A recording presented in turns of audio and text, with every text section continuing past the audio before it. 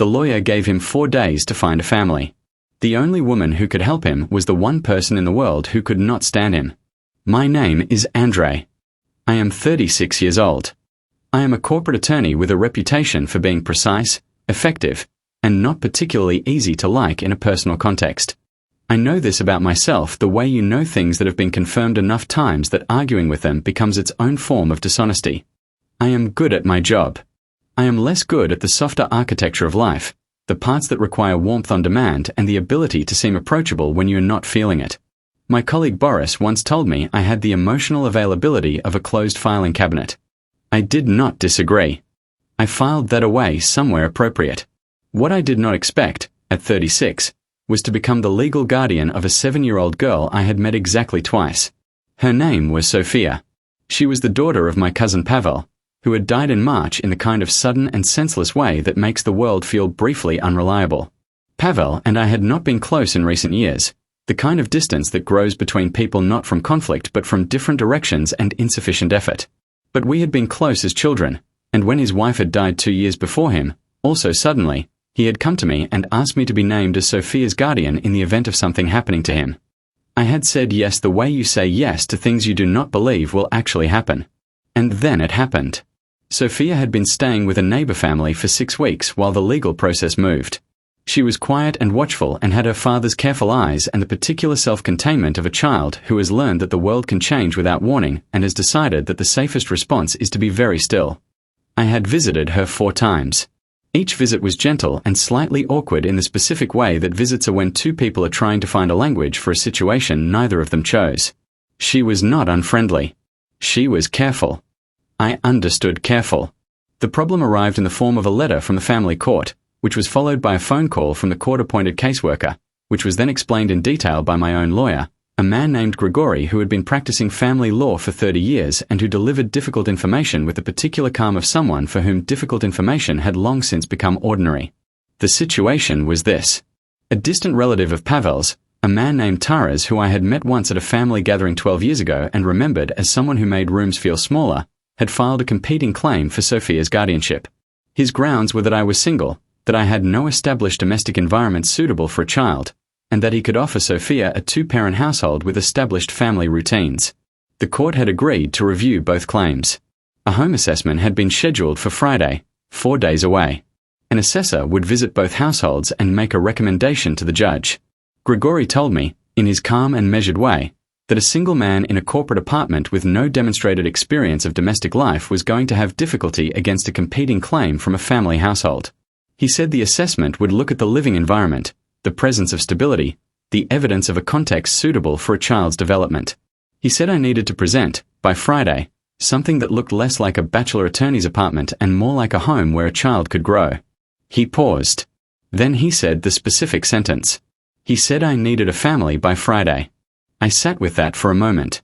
Then I thought of the one person I knew who had a daughter Sophia's age, who lived in a house rather than an apartment, who had exactly the kind of established domestic warmth that a court assessor would recognize immediately, and who, when I called her name to mind, came accompanied by the specific memory of the last time we had been in the same room, 8 months ago, when she had told me in precise and well-chosen language exactly what she thought of me. Her name was Elena. Elena Morozova and I had met 3 years ago through a mutual professional connection. She was a primary school teacher, recently divorced, raising her 6-year-old daughter Masha alone with the particular competent steadiness of someone who had recalibrated completely after a life plan changed and had decided that forward was the only direction available. She was warm in the way that people are warm when it is a genuine characteristic rather than a social performance. She was also, when the situation called for it, entirely direct.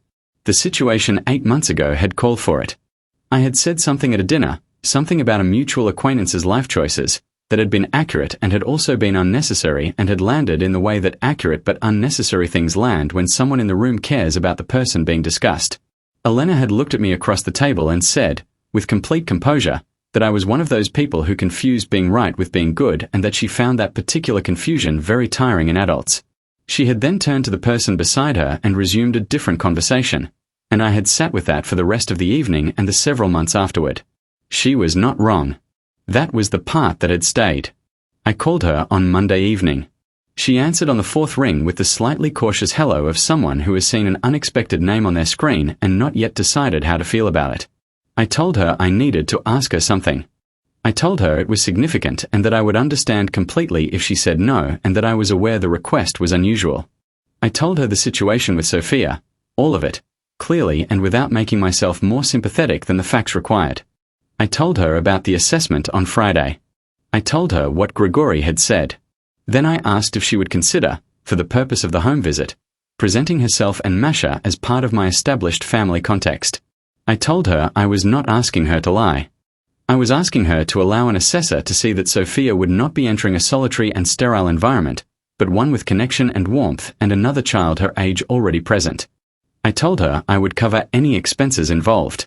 I told her she could say no and I would not ask again. There was a silence that lasted long enough that I thought she might have put the phone down. Then she said, "Why me?" I said because she was the best mother I had ever observed and because Sophia deserved someone like her in the room and because I did not know anyone else I trusted to do this with the right kind of honesty. Another silence. She said she would need to think about it. She said she would call me tomorrow. She called the next morning at 7:45, which told me she had thought about it for most of the night. She said she would help. She said she was doing it for Sophia, not for me, and that I should be clear about that. I said I was completely clear about that. She said she had conditions. I said of course. She said Masha would need to meet Sophia before Friday, so it was not strange between them at the assessment.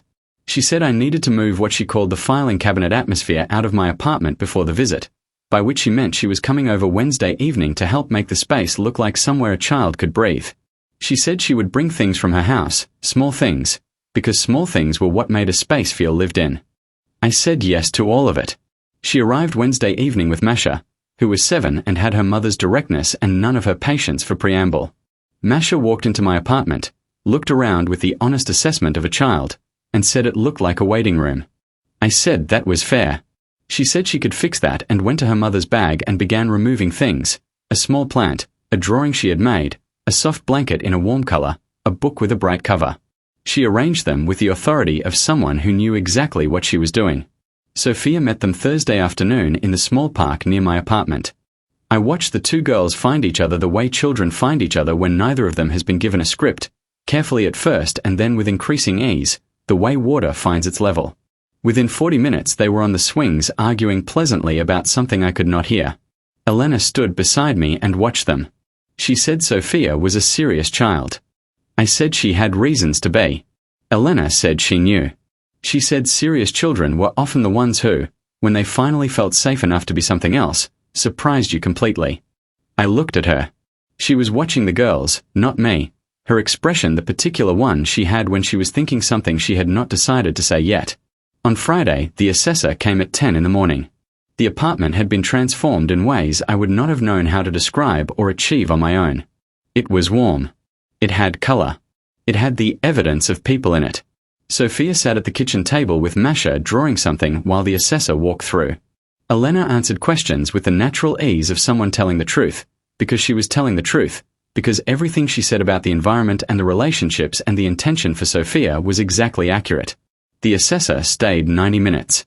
When she left, she said she would submit her report by the following Wednesday.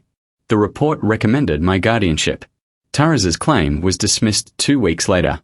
The day I collected Sophia and brought her to the apartment that now had a plant and a soft blanket and a drawing on the refrigerator, she stood in the doorway and looked at the space for a moment. Then she walked to the refrigerator and looked at Masha's drawing and touched the corner of it lightly. She asked if Masha was going to come again. I said I hope so.